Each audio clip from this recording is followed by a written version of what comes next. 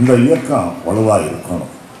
காரணம் என்னன்னா, அண்ணா அவர்கள் திராவிட முன்னேற்ற கழகம் என்ற அரசியல் இயக்கத்தை தொடங்கையில் இன்னைக்கு இருக்கிற முந்திரிக்கோட்டைகள் மாதிரிலாம் இல்லை.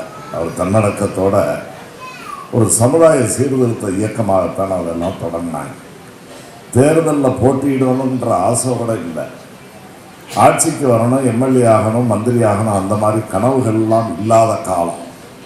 ஒரு சுயமரியாதை இயக்கமாக தமிழன் தன்மான உணர்வு படைத்தவனாக இருக்க வேண்டும். தமிழன் எவனுக்கும் அடிமைப்பட்டவன் அல்ல. அந்த கருத்துக்களை நான் வேற மாதிரி சொல்கிறேன், பேசி ஐயாக்கள்லாம் வேற மாதிரி சொன்னாங்க. யாருக்கும் அடங்க மாட்டேன்னு சொன்னாங்கல்ல, யாருக்கும் அடிமைப்பட்டவன் அல்ல என்பதையெல்லாம் அவனுக்கு உணர்த்துவதற்கு ஒரு இயக்கம் தேவைப்பட்டது. அந்த இயக்கம்தான் திராவிட முன்னேற்ற கழகம் என்று பேரறிஞர் அண்ணா தொடங்கினார்.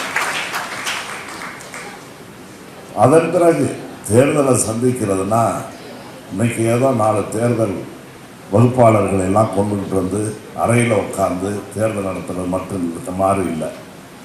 அவர் அந்த தேர்தலில் திராவிட முன்னேற்ற கழகம் பங்கேற்பதா வேண்டாமா என்பதை கூட ஜனநாயக ரீதியிலே வாக்கெடுப்பு நடத்தித்தான் பிறகு பெரும்பான்மையோர் கேட்டுக்கொண்டதற்கிணங்க தேர்தலிலே போட்டியிடுகின்ற இயக்கமாக திராவிட முன்னேற்ற கழகம் முதல்ல 15 சட்டமன்ற உறுப்பினர்கள் 57, 62 அது 50ஆக மாறுகிறது.